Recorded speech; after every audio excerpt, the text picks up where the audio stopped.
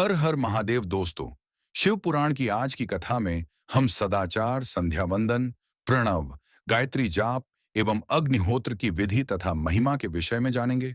तो दोस्तों, श्रद्धा पूर्वक महादेव जी का नाम लेकर हमारे चैनल को सब्सक्राइब अवश्य करें। ऋषियों ने कहा, सूत जी, आप हमें वह सदाचार सुनाइए जिससे विद्वान पुरुष पुण्य लोकों पर विजय पाता है। स्वर्ग प्रदान करने वाले धर्ममय तथा नरक का कष्ट देने वाले अधर्ममय आचारों का वर्णन कीजिए। सूत जी बोले, सदाचार का पालन करने वाला मनुष्य ही ब्राह्मण कहलाने का अधिकारी है। वेदों के अनुसार आचार का पालन करने वाले एवं वेद के अभ्यासी ब्राह्मण को विप्र कहते हैं।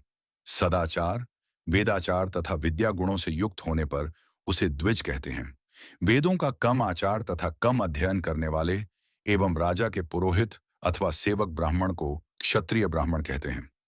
जो ब्राह्मण कृषि या वाणिज्य कर्म करने वाला है तथा ब्राह्मणोचित आचार का भी पालन करता है, वह वैश्य ब्राह्मण है तथा स्वयं खेत जोतने वाला शूद्र ब्राह्मण कहलाता है।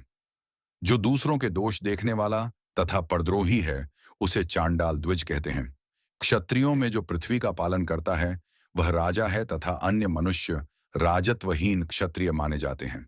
जो धान्य आदि वस्तुओं का क्रय विक्रय करता है, वह वैश्य कहलाता है। दूसरों को वणिक कहते हैं। जो ब्राह्मणों, क्षत्रियों और वैश्यों की सेवा में लगा रहता है, शूद्र कहलाता है। जो शूद्र हल जोतता है, उसे वृषल समझना चाहिए। इन सभी वर्गों के मनुष्यों को चाहिए कि वे ब्रह्म मुहूर्त में उठकर पूर्व की ओर मुंह करके देवताओं का, धर्म का, अर्थ का, उसकी प्राप्ति के लिए उठाए जाने वाले क्लेशों का तथा आय और व्यय का चिंतन करें। रात के अंतिम प्रहर के मध्य भाग में मनुष्य को उठकर मलमूत्र त्याग करना चाहिए। घर से बाहर शरीर को ढककर जाकर उत्तराभिमुख होकर मलमूत्र का त्याग करें।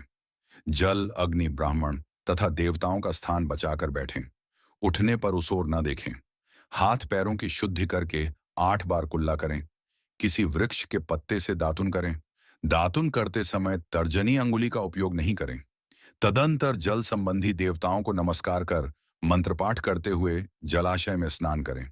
यदि कंठ तक या कमर तक पानी में खड़े होने की शक्ति न हो, तो घुटने तक जल में खड़े होकर ऊपर जल छिड़क कर मंत्रोच्चारण करते हुए स्नान कर तर्पण करें। इसके उपरांत वस्त्र धारण कर उत्तरीय भी धारण करें। नदी अथवा तीर्थ में स्नान करने पर उतारे हुए वस्त्र वहां न धोएं।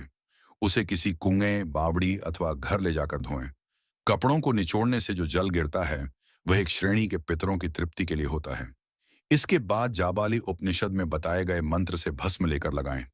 इस विधि का पालन करने से पूर्व यदि भस्म गिर जाए तो गिराने वाला मनुष्य नरक में जाता है। आपोहिष्ठा मंत्र से पाप शांति के लिए सिर पर जल छिड़क कर यस्य क्षयाय मंत्र पढ़कर पैर पर जल छिड़कें। आपोहिष्ठा में 3 आर्चाएं हैं। पहली आचा का पाठ कर पैर, मस्तक और हृदय में जल छिड़कें।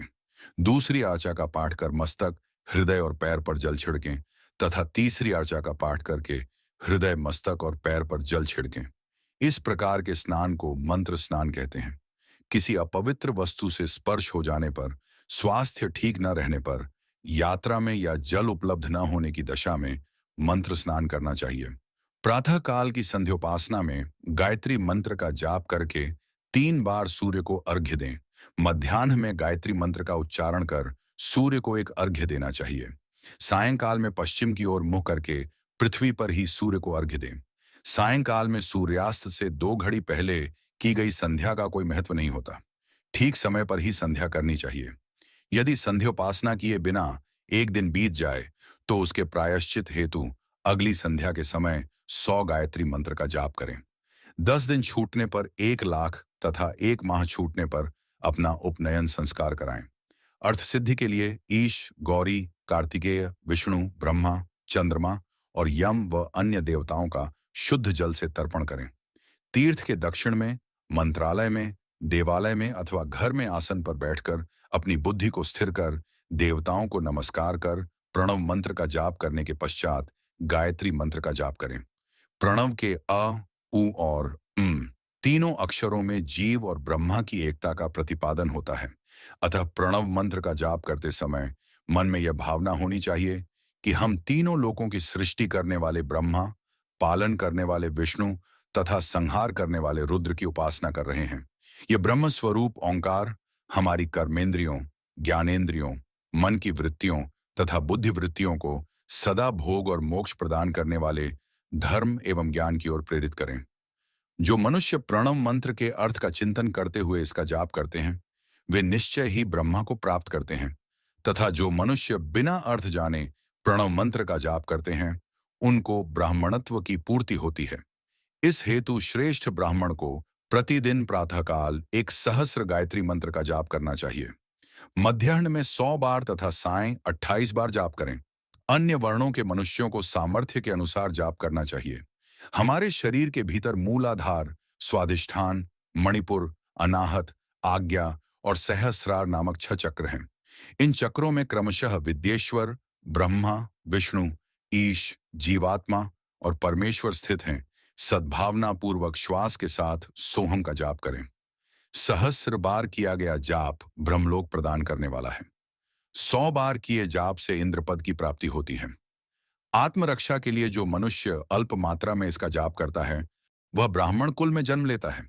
12 लाख गायत्री का जाप करने वाला मनुष्य ब्राह्मण कहा जाता है।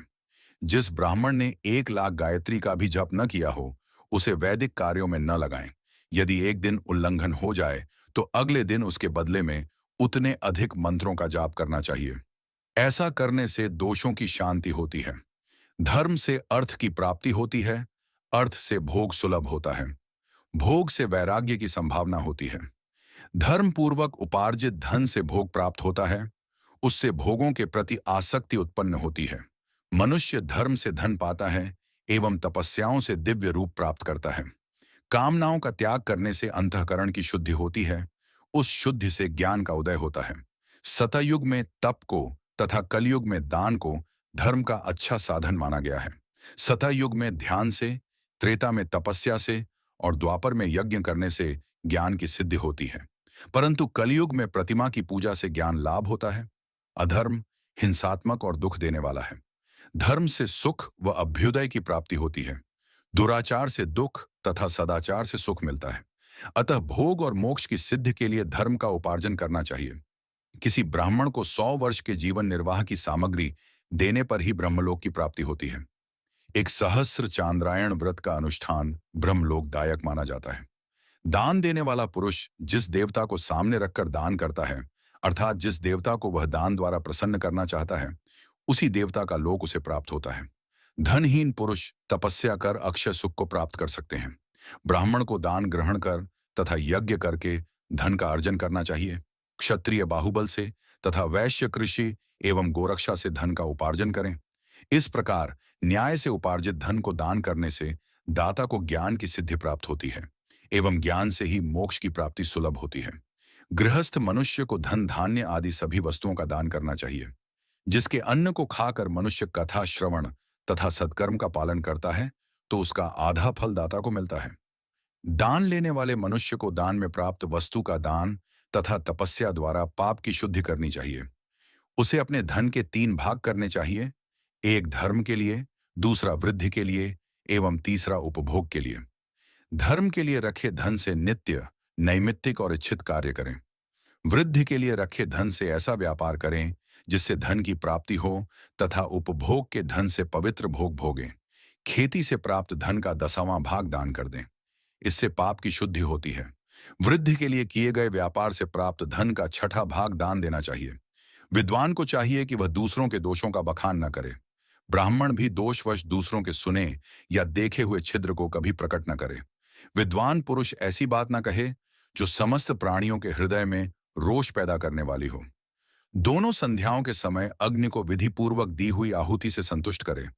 चावल, धान्य, घी, फल, कंद तथा हविष्य के द्वारा स्थालीपाक बनाए तथा यथोचित रीति से सूर्य और अग्नि को अर्पित करे। यदि दोनों समय अग्निहोत्र करने में असमर्थ हो, तो संध्या के समय जाप और सूर्य की वंदना कर लें। आत्मज्ञान की इच्छा रखने वाले तथा धनी पुरुषों को इसी प्रकार उपासना करनी चाहिए। जो मनुष्य सदा ब्रह्मयज्ञ करते हैं, देवताओं की पूजा, अग्नि पूजा और गुरु पूजा प्रतिदिन करते हैं तथा ब्राह्मणों को भोजन तथा दक्षिणा देते हैं, वे स्वर्गलोक के भागी होते हैं। दोस्तों, शिव पुराण की कथाएं सुनने के लिए हमसे जुड़े रहें तथा चैनल को सब्सक्राइब अवश्य करें। हर हर महादेव।